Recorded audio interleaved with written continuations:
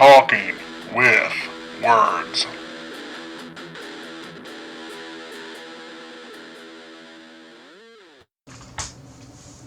Welcome back to Talking with Words. You're here with Rob, Ryan, Adam, and we have a very special thing we're going to do tonight. Event, I would almost call it. We convinced somehow the phenomenal author Jonathan Maberry to give us a copy of his book before it comes out, which is Cave 13. Wah. If you have not heard of Jonathan Maberry, he is a Bram Stoker award winner. I mean, the dude has how many awards? Hundreds? a lot. oh yeah, and New York Times bestseller. Yep. Across the board. Oh yeah. Joe Ledger is, how do you define it? It's a mixture between like Tom Clancy and Stephen King with a whole lot of, Smidge of sci-fi thrown in there too. and a lot of research. Yeah. The man does his research. Yep.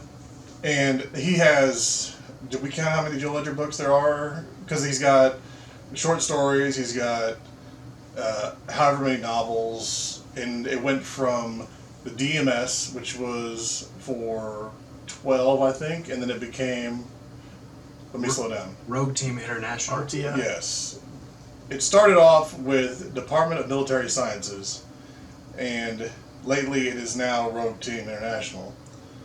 And before we get into a quick review of what we thought of Cave 13, let's just do a quick backdrop on the entire thing. As you can see, I don't have all of the paperbacks. I bought some on audiobook and whatnot. The guy, I don't know if he's trying to catch up to Stephen King or what the hell's going on, but he's been putting out, like, paper. This is under 10 years, probably, worth of his work here.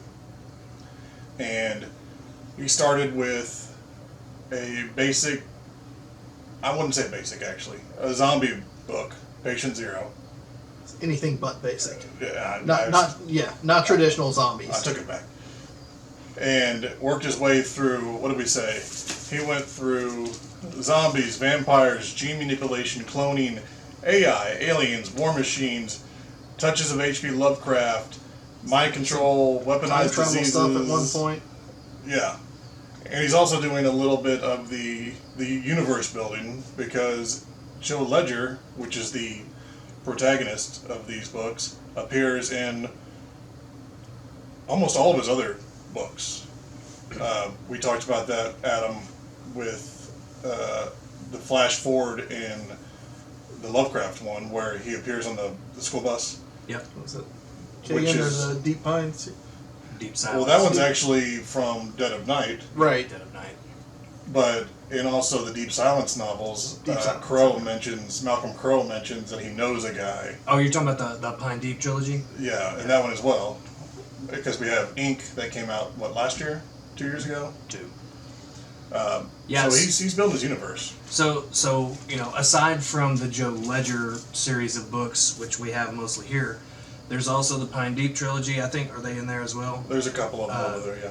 But also, Rob was mentioning it, like his just rate of writing. While all this is going on, he's launched a new trilogy, Kagan the Damned, Right. which is supposedly, like 50,000 or 50 million years in the future kind of thing. And I think he's finishing with the third, isn't he? Third book should be coming out. Second one was holy shit ending, cliffhanger, which he does pretty well. Yeah. Well, we're not here to talk about Kagan. We're here to talk about Cave 13. Was that enough of a... Now, if you haven't read these books, don't stop. Finish that video. But there are characters that I think deserve just a second of our time. This is our first pre-review. Is that what you call it? Of a book that's Yeah. about to come out. It actually comes out tomorrow. Yep. So Tuesday, August 29th, Cave 13 releases to the public, and we were lucky enough to get a pre-copy.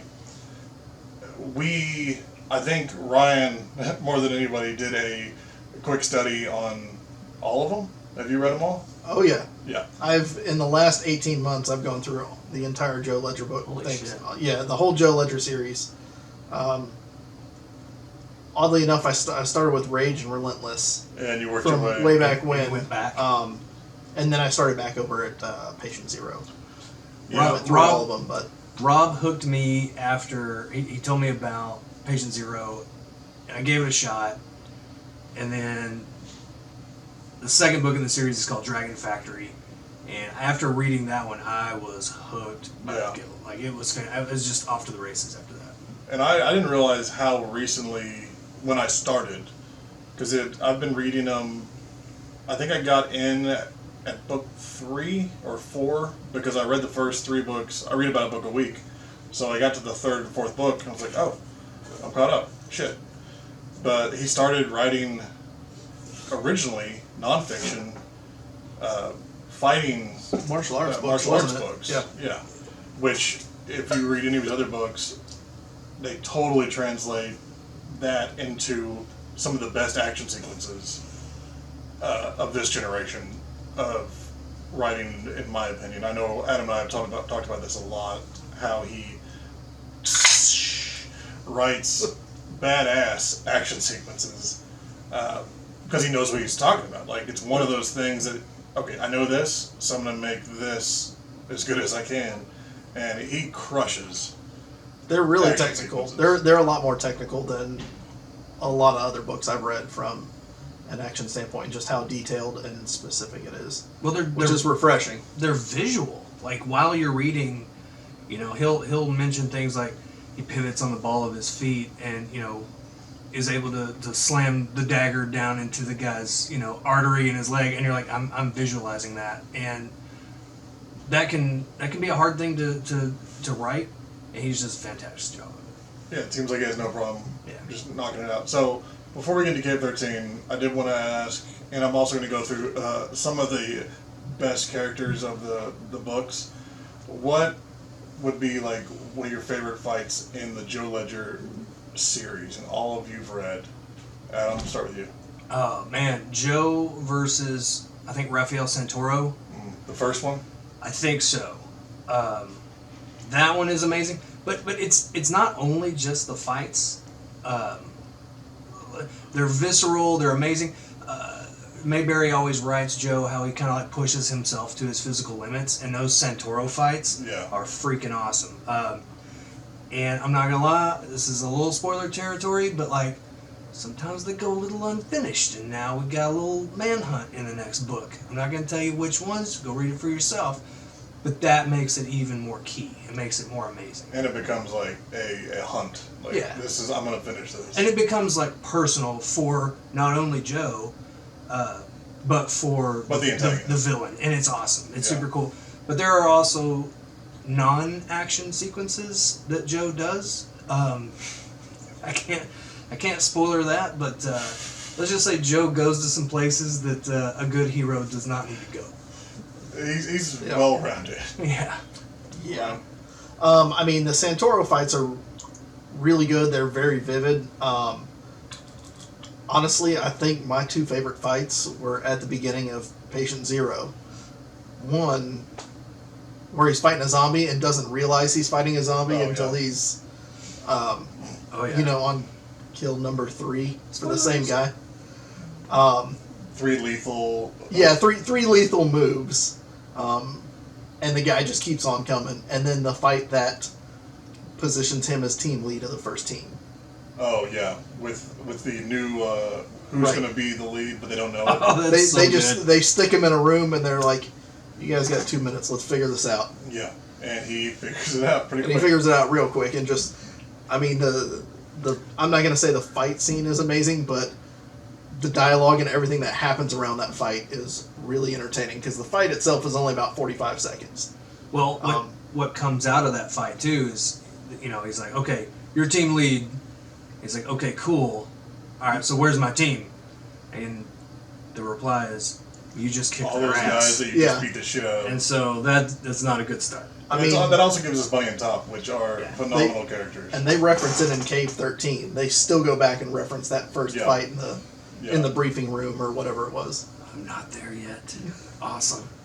There's a couple that I stick with me. One of them, I believe it's from Dragon Factory, where he needs the guy to tell him something, and it's this big hulking dude, and instead of killing him, he just keeps slapping him. And he slaps him over and over to the point of the guy's just broken while they're fighting. The guy's swinging at him, another slap. Yeah. If you've ever been slapped in the face, that shit sucks. And this is It's kind of demoralizing. Ledger he's about my size, probably bulkier, obviously, but he's slapping you in the face 10, 12 times while he's taunting you. That'll do a lot. That one, and then the one at the very end of Relentless, before Centaur, I'm not going to say what it is, where you think there's something coming, and he goes in and says, nope, and just tits to taint disembowels somebody because he's like, I'm fucking tired of this shit, and he pulls a Joe Ledger move, and this is it, we're done. Yep. And moves on. And that's one of those, it's both of those show different sides of who he is as an operator, and both of those stuck with me pretty strong through the whole series. Well, and throughout the series too, it's really fun is no matter what kind of enemy he faces in all of this paper in front of us here, but after the first book, oh man, it's 2 in the chest, 1 in the head from there on. He just does not take any chances whatsoever. You pull back on some of that morality clause after you realize we're fighting things that are going to destroy the entire world in a heartbeat.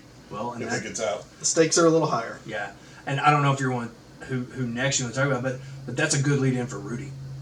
Yeah, I was going to say let's talk about the bads and the goods because Rudy. Let's go with that. Yeah. Yeah. So with all of this action-packed hero protagonist killing machine, the good guy Scorpion, I think he's mentioned as a couple times throughout the Church's series. Pet Scorpion. It's awesome. Part of his humanity. He's a fractured man because he has to deal with all this stuff. Anyway, I'll shorten this, but like his best friend and therapist is was it Rudy Sanchez? Yep. And Rudy, famously in the book, they said he sounds like Raul Julia from the Addams Family.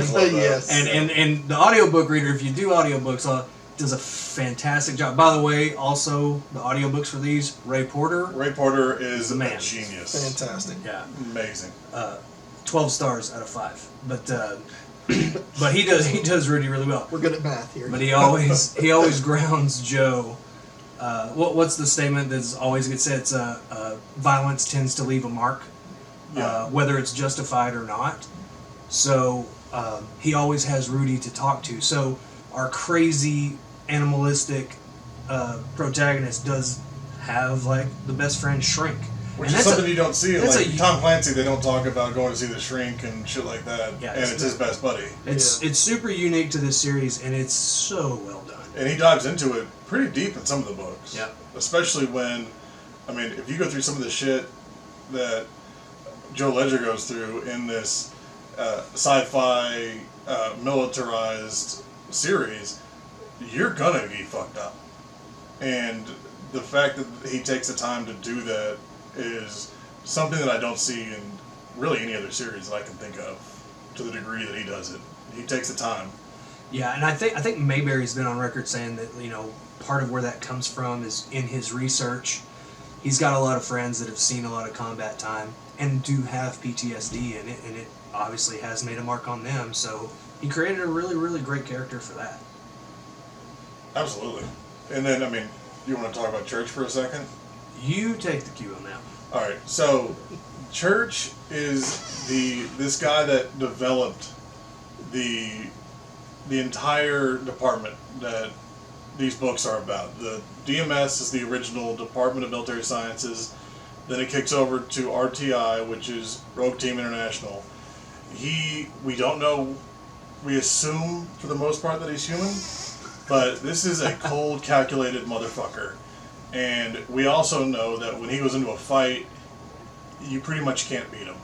Even Joe, our ultimate, James Bond badass, would probably lose to him. And if you read the books, you know that he has some insight, some maybe healing. What I can't figure it out quite yet. We talked about it 100 times probably. Yeah. Drinking at night, but in this series, Mr. Church has some sort of ability. No one knows how old he is. Something seems very special about him.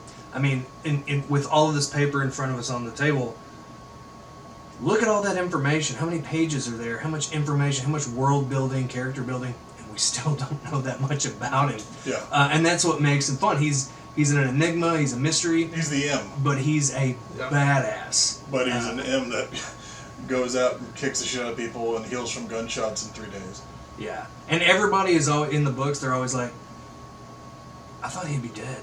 Yeah, Like, he's church or deacon or bishop or, you Yeah. know, he's got all these different names through the past. It's super fun. He's Saint government. Germain. Yeah, he's Government ties. he's fun. Everything.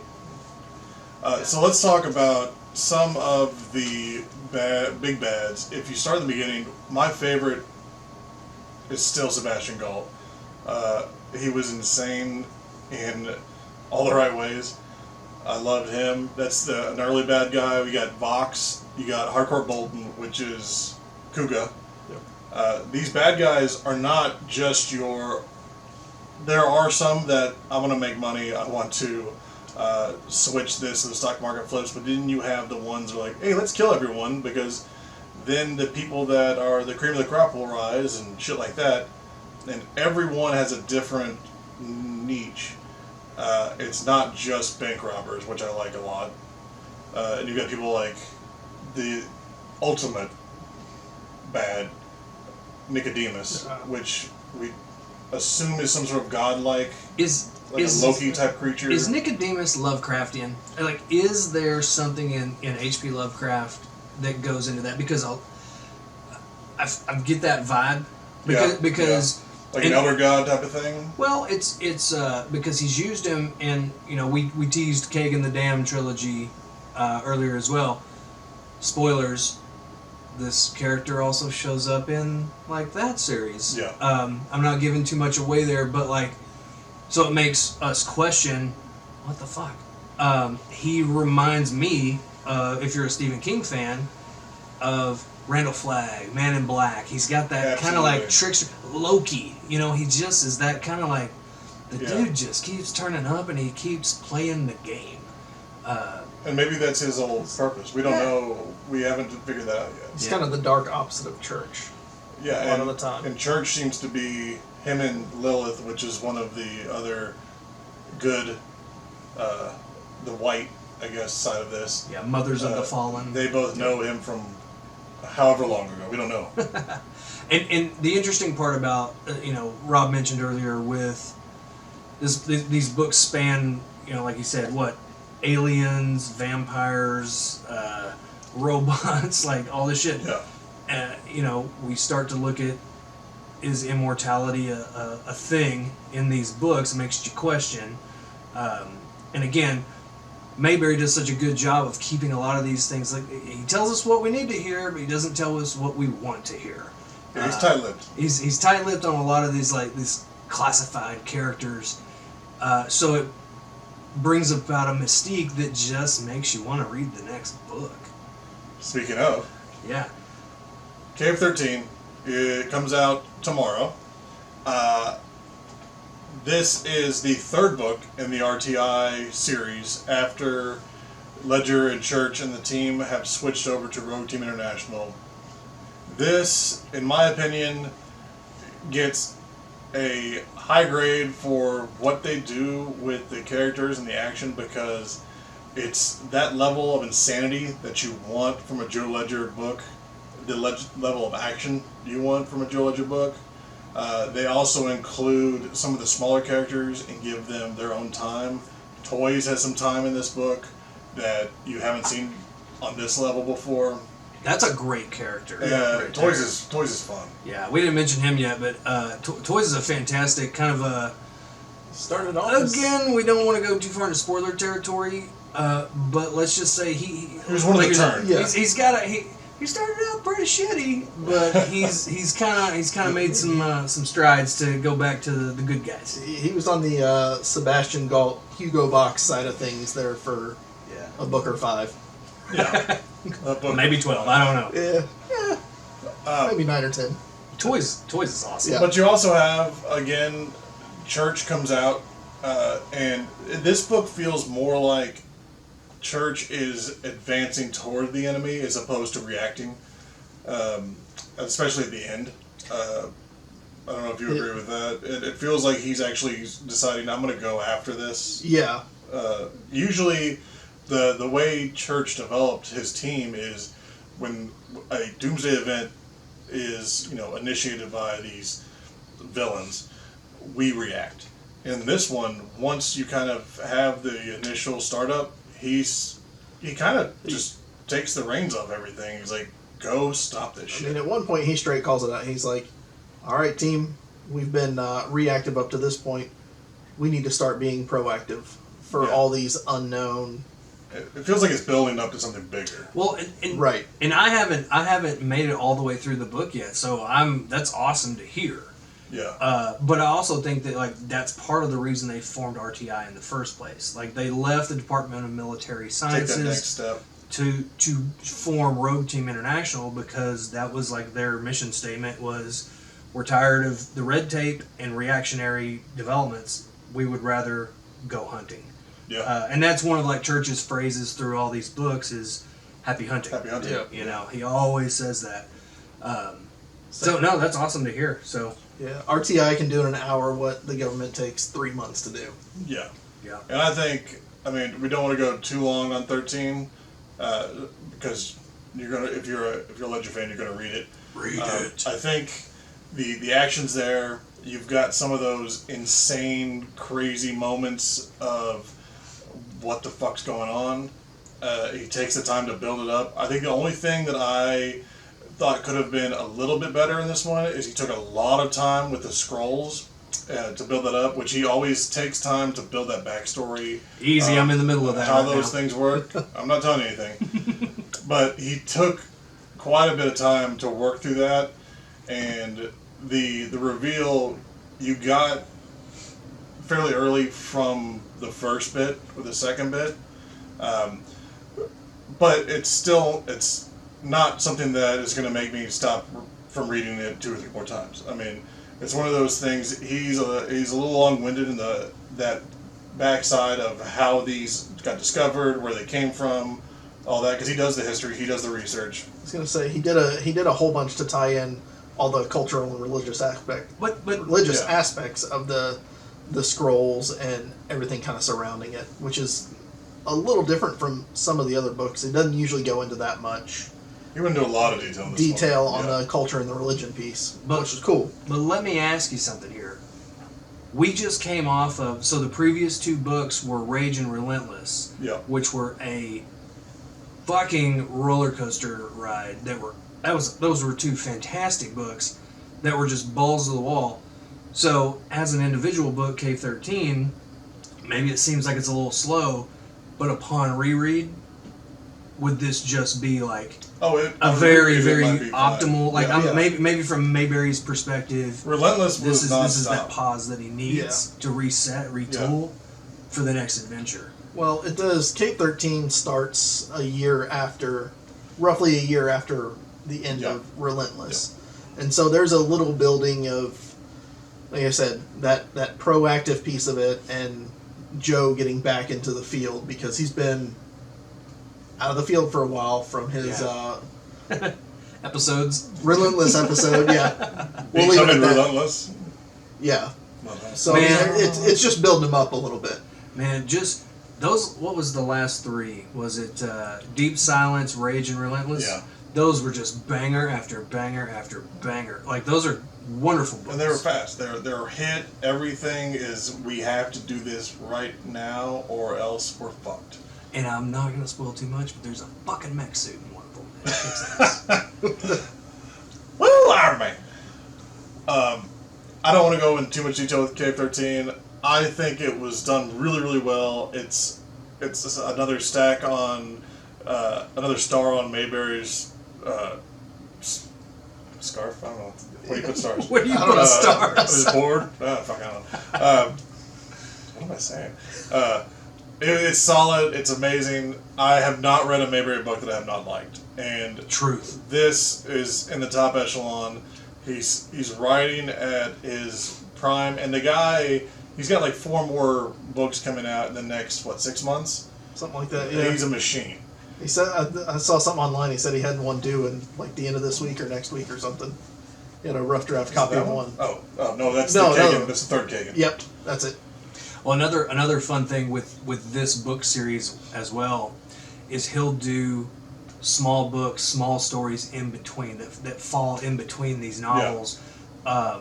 So there's tons out there, and they're like super fun to read. And he has guest writers come in and do like people that he has become friends with over the years, and some of the compilation anthologies. There's one in there. Yeah. That is an anthology, and it's got multiple people that do.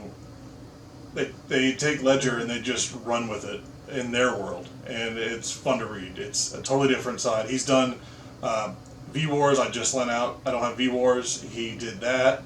There's actually a Netflix series of V Wars that got produced. Yeah. Didn't really work out because it came out about the same time that we had because V Wars was, during a global pandemic. Whoa! We definitely didn't have to make a filler because my camera died. It'll happen. Battery asses. Anyway, Cave 13, 100%, fucking awesome. Action. It's got a little bit of everything you want. You finished it. Oh yeah, You love it. I thought it was great. It was I think it's a really nice lead into whatever's coming next. I feel like it's going to be big. That's what she said. James is going to love it. And you're going to finish it. Yes, soon. Again, we want to thank Jonathan Maberry for giving us opportunity. What? For giving us this opportunity to read his book early. We should have had this done a long time ago, but I read slow, apparently. I have 2 kids, and I can't read if they're going, let's watch Bluey. So, we got it day before. You can listen to all of our reviews, we do movies, books, TV shows, video games, a little bit of everything at Talking With Words. You can go to robgilchristbooks.com to get all of our content. Mr. Wanger down here did all of my covers. I have the Saturn is for Suckers series, which is action, comedy, mayhem. And I have the Tides of Shadow series, which is a little bit of zombies, Greek mythology meets Stephen King. And again, thanks to Jonathan Maberry. Is that good? Sure. Yeah. We're all on track. Thank you for listening. We had a great time reading this, and look, you only have to catch up with 6 books. You're gonna love them. Charlie. Are we recording?